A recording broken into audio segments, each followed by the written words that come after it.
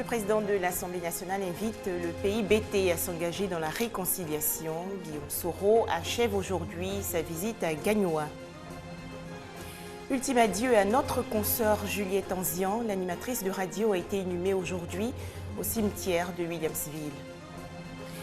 Pourquoi la promotion du capitaine Amadou Sanogo en général de corps d'armée au Mali? En visite au Burkina Faso, le président malien intérimaire Diokounda Traoré explique sa décision. Bonsoir, bienvenue à tous et merci de suivre RTI 2. Rendons-nous tout de suite dans la commune d'Adjamé où la voie secondaire qui permettait aux automobilistes venant du quartier Liberté de rallier la commune de Cocody est fortement dégradée et impraticable. Résultat, aujourd'hui, pour la contourner, les conducteurs empruntent le sens inverse, mettant en péril leur vie et celle des passagers. C'est un sujet de Michel Digré. Gare Dominique Agbaka à Adjamé Liberté. Des véhicules roulant en sens inverse, le fait est devenu presque banal tant il est rentré dans les habitudes de plusieurs automobilistes. Le motif de cette conduite suicidaire, la voie de déviation pour aller en direction de Cocody est fortement dégradée. La voie de l'autre côté elle est complètement bouchée, engorgée par les minicars là. Et puis je crois que c'est très crevassé aussi, il doit y avoir beaucoup d'ordures. Donc on n'a pas d'autre choix que de passer par ici. C'est dangereux, mais je ne sais pas si vous avez d'autres solutions. La voie est tellement gâtée que si on ne dévie pas ça, ça casse les lames de ressort en fait. Donc ça crée d'autres problèmes encore quoi. Donc on est obligé de dévier. Sinon, en réalité, c'est une petite partie même qui est gâtée. Une petite partie, mais à force de négliger, le sable a pris tout le reste. C'est très risqué. Très risqué, mais on fait avec passion, on n'a pas d'autre alternative. Des conducteurs encore lucides optent pour la voie dégradée. Leurs espoirs sont tous tournés vers les autorités gouvernementales. Nous lançons un message aux autorités, s'ils pouvaient arranger ce coin, vraiment ça va contribuer au bonheur de tous les transporteurs et des usagers. Les véhicules qui font le sens inverse, c'est très dangereux, c'est pas normal. Ceux déjà avec les clients, le sens inverse, ceux qui ont la priorité, ils viennent sans calculer ceux qui viennent. Bon, s'il y a un accrochage, vous voyez ce que ça peut se passer. Pour l'heure, ils sont de plus en plus nombreux, les automobilistes qui ont choisi de préserver l'état de leur véhicule au risque de laisser leur vie dans cette conduite dangereuse. Fin aujourd'hui de la visite à Gagnoa du président de l'Assemblée nationale. Guillaume Soro s'est rendu dans plusieurs villages dont Nyaliepa et Mama. Objectif, inviter le pays BT à s'inscrire dans le processus de réconciliation nationale. On va justement écouter le président de l'Assemblée nationale, Guillaume Soro. L'extrait que nous vous proposons est celui de l'étape de Guibérois où il a rencontré les parents de Charles Blégoudet. Aujourd'hui, il y a eu un problème. Blégoudet a été arrêté. Donc, c'est vous qui devez savoir comment prendre les choses. Mais vous dites, bon, on va faire bras de fer. Avec qui? Vous avez cité des noms de certains de vos enfants. Aujourd'hui même, un autre a été libéré.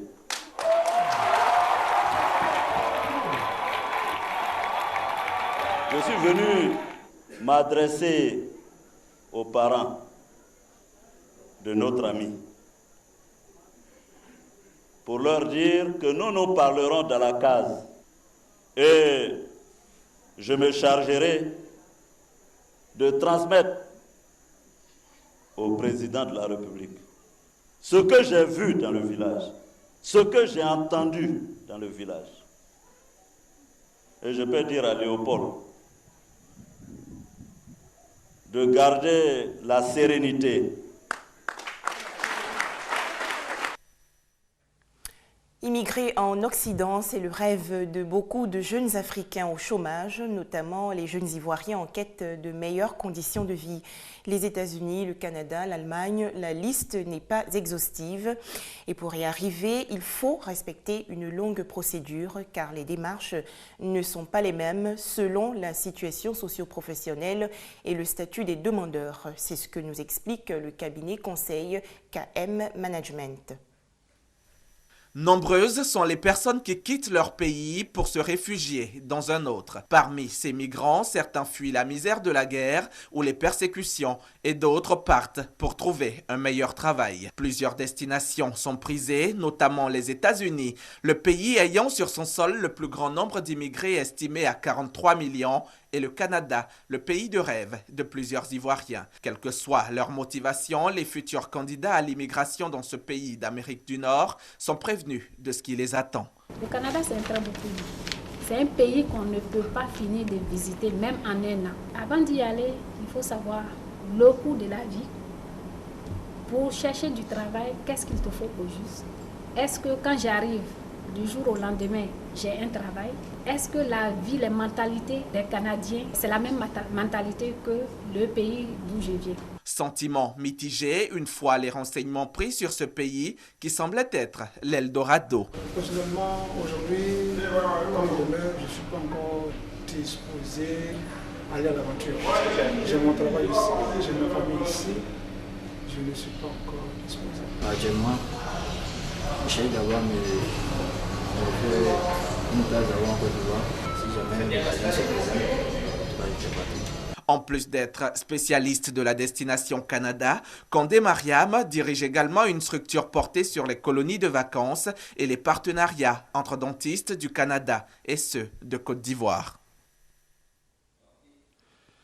Dans le domaine agricole, 2 coopératives de la Nawa dans le département de Soubré dressent le bilan de leurs activités. La récolte n'est pas excellente en raison de la dégradation des routes. On écoute Ami Kanga. Après la campagne café-cacao 2012-2013, l'heure est au bilan pour les coopératives agricoles de Bobala et Entente Kwamekro de Djenyadou dans le département de Soubré. La coopérative agricole de Bobala a vendu plus de 1000 tonnes de fèves de cacao et fait un gain de 18 millions de francs CFA. La coopérative Entente de Kwamekro n'a produit que 125 000 kg de cacao pour un peu plus de 1 million de francs CFA. Selon les responsables de ces 2 coopératives, la récolte aurait pu être meilleure, mais le mauvais état des pistes, le vieillissement des vergers et les mauvaises pratiques culturelles ont eu raison de la qualité et de la quantité de leur production de cacao. Les membres de ces 2 coopératives ont donc décidé de pallier ces difficultés en vue d'améliorer la qualité et la quantité de leurs produits les années à venir.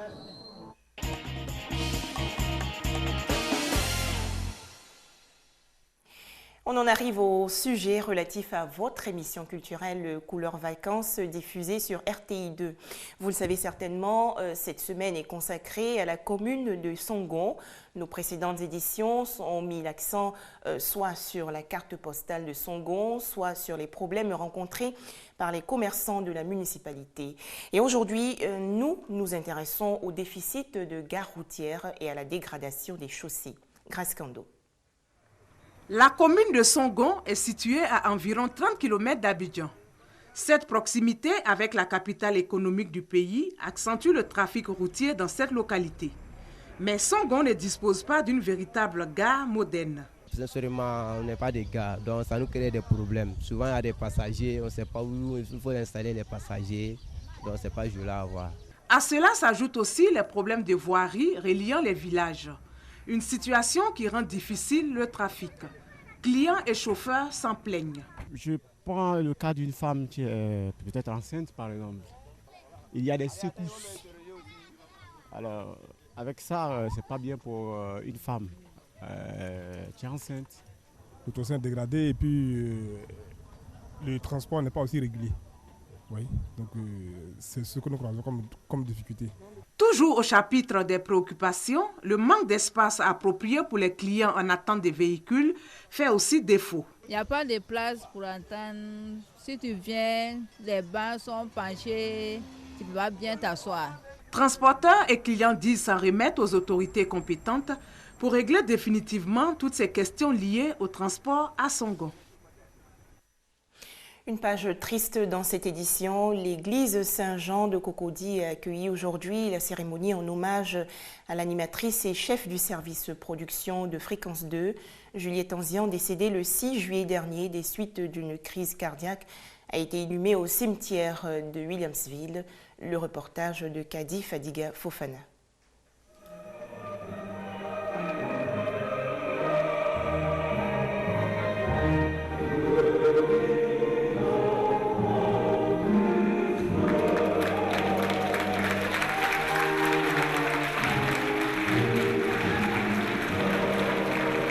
Une salle d'applaudissements pour dire adieu à Juliette Anzian.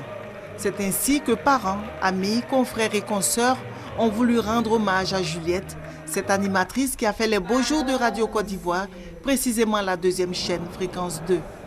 Mais depuis le samedi 6 juillet, elle a laissé tomber le micro, subitement, sans crier gare, alors que les auditeurs l'attendaient le lendemain pour sa grande émission, Toupé, le rendez-vous du jeu des alliances ethniques.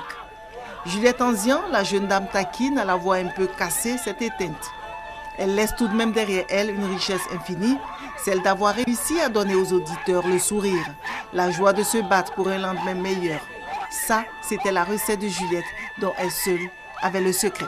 Juliette Anzian, quand elle arrive, c'est toujours le sourire aux lèvres. Et quand elle arrive, c'est quoi? Vous n'êtes pas encore là, vous la réveillez, vous bougez un peu de la maison, c'est quoi? Pourquoi vous êtes triste comme ça? On s'est mis à rigoler. Juliette Anzian était humble. Juliette Anzian aimait la vie. Juliette Anzian aimait ses semblables. Elle avait le sourire à tout moment, au point où on ne savait pas à quel moment on faisait du tort à Juliette ou pas. Elle était le témoin de ma femme à notre mariage, donc elle était tout pour moi. Un mois après le mariage, ma femme m'avait mis en boule sur un sujet. Ça m'énervait tellement que je voulais divorcer. Donc, j'ai fait sortir les affaires de ma femme. Ma femme me dit s'il fait sortir mes affaires, je m'en vais. J'ai fait sortir ses affaires. Et le soir, il y avait Juliette. Elle est venue un peu de ses habits elle-même. Il dit à quoi? Elle dit non. Comme il fait sortir les affaires de ma femme, elle va rentrer. Maintenant, elle ne peut pas rentrer. Moi, je ne suis pas préparé pour elle. Mais si ma femme, elle est là pour une semaine, ma femme n'est qu'à rester une semaine, elle prépare. Et puis ma femme va repartir, lequel elle s'en va. Et c'est comme ça que ma femme est restée jusqu'à aujourd'hui. Un beau parcours salué ce samedi 17 août à la Maison de la Radio par la famille, des médias, des artistes très affligés. Mission accomplie. Alors à la paroisse Saint-Jean de Cocody pour la messe de Requiem, les prêtres ont demandé au Seigneur d'accueillir auprès de lui sa servante Juliette Anzian. L'ex-animatrice, l'ex-chef de service de production à Fréquence 2, repose désormais au cimetière de Williamsville.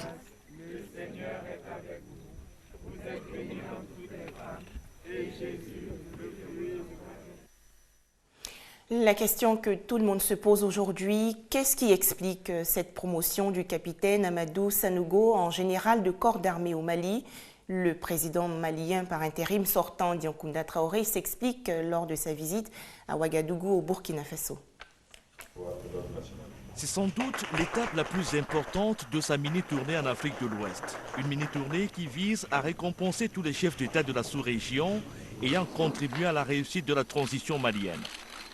Dioncounda Traoré vient à Ouagadougou pour élever le président burkinabé, médiateur dans la crise malienne, à la dignité de Grand Croix du Mali.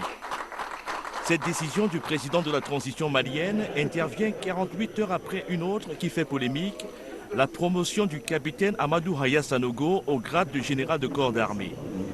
Pour la première fois, Dioncounda Traoré justifie cette mesure. Dans le cadre de la réconciliation du peuple malien avec lui-même, que nous avons posé cet acte. Le capitaine Sanogo, comme ses compagnons, demeure des Maliens, à part entière, avec tous les devoirs des Maliens et aussi tous les droits. Amadou Haya Sanogo est le chef des putschistes qui ont renversé le président Amadou Toumani Touré le 22 mars 2012. Il préside depuis février dernier la commission de suivi de la réforme des forces de défense et de sécurité maliennes. À 41 ans, ce natif de Ségou devient le plus jeune général de corps d'armée promu au Mali au cours de ces 20 dernières années. Dioncounda Traoré souhaite que sa promotion tourne définitivement la page de la crise politico-militaire qui a traumatisé le peuple malien.